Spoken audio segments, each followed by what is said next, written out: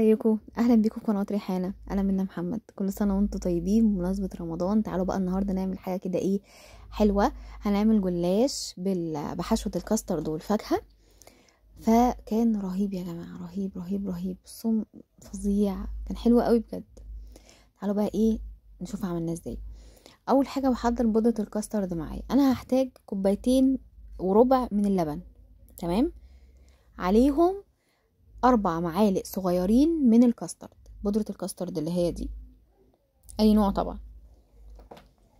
والسكر بقى حسب الرغبة، حسب كل واحد بيحب السكر بتاعه ازاي. هنضيف السكر. تمام تمام. طبعا بنقلب الاول على البارد. ماشي، انا هحط بقية كمية اللبن دلوقتي. بنقلب على البارد الاول قبل ما نرفع على البوتاجاز. ماشي، حتى لو هنعمل كاسترد عادي نفس القصة يعني. على فكرة انا عاملاه كمان تقيل علشان دي حشوة. تمام، هتشوف في الاخر القوام كان عامل ازاي. انا عملته تقيل علشان دي حشوة هحشي بيها. هنرفع بقى على البوتاجاز ولحد ما يبتدي يعمل الحاجات دي كده كده. خلاص انا كده تمام. انا بس هضيف فانيليا عشان بحب طعمها معاه، وهقلب وكده. خلاص حضرت بقى الفاكهة عندي، قطعت شوية موز وفراولة كده. تمام، وبس. بجيب بقى الصينية بتاعتي وادهنها سمنة عادي، مسيحة شوية سمنة. ابتدي ان انا ادهن كده بالسمنة. تمام، وهحط بقى الجلاش.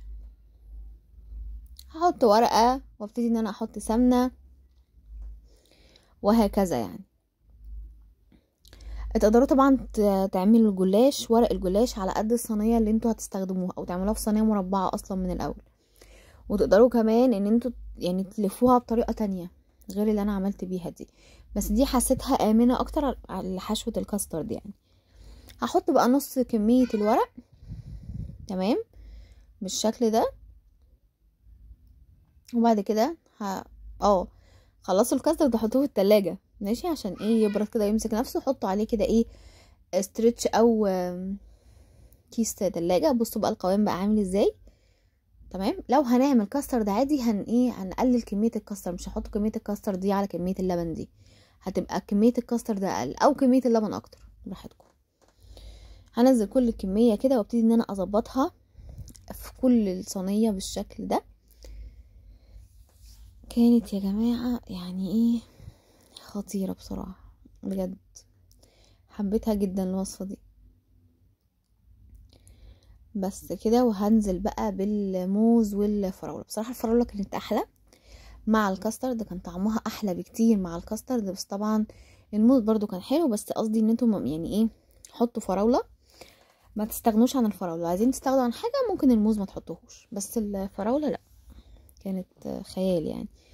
مديها كده تيست كده حلو قوي لما دخلت الفرن مع الكاسترد والجلاش كده. لا يعني كانت وصفة حلوة يعني، حبيت الوصفة بصراحة. طيب، عندكم بقى اوبشن ده تقفلوها كده. انا رجعت في كلامي قلت لا، طب بعد ما اخلص هقفلها كلها كده يعني. كده حسيت انه انسب يعني. برضو جلاش وبرضو سمنة او زبدة، تمام، براحتكم يعني. الوقت ده بقى ولعوا الفرن علشان تدخل كده تستوي كده الصينية الرهيبة دي. تمام، و بس هنحط كل الكمية بتاعتنا بالشكل ده. تمام، وزي ما قلت لكم تقدروا انكم تعملوها اصلا في صينيه مربعه يعني، وتريحوا دماغكم لو انتوا عايزين. بس انا كنت حابه شكلها في الشكل المدور اكتر يعني. بس هنا كنت خلاص خلصت. انا بس حبيت اكمل علشان اوريكم انا هقفل ازاي بس. عشرة طولت عليكم. بقفل بقى كده. تمام اهو. تقدروا على فكره تشيلوا كل ده برضو، تقدروا تشيلوه زي ما قلت لكم وتعملوها بعدين بقى في اي حاجه تانية، ام علي بقى ولا اي حاجه يعني. بس كانت حلوه. شفت شكلها في الاخر اصلا ما كانتش باينه الورق ده يعني، ما كانش مضايقني وما كانش باين وما كانش مقصر يعني. طبعا الجلاش بيتقطع قبل ما يدخل الفرن. قطعوه بقى بالشكل اللي انتوا يعني تحبوه، ايا كان مربع مدور اي حاجه يعني اللي انتوا عايزينه. هدخلها بقى الفرن. هتخرج من الفرن هديها كوبايه من اللبن. ليه؟ علشان ما تبقاش ناشفه قوي. ماشي، تبقى يعني حلوه كده. وهي سخنه رشه من السكر البودره. تمام، لان انا الكاسترد ما كنتش محليه قوي، مفيش بقى شربات ومفيش القصص دي. هنحط سكر بودره بقى، سكر بودره وهي سخنه كده، وكلوها وبالهنا والشفا. يا رب الفيديو يكون عجبكم، واشوفكم على خير الفيديو الجاي. باي باي.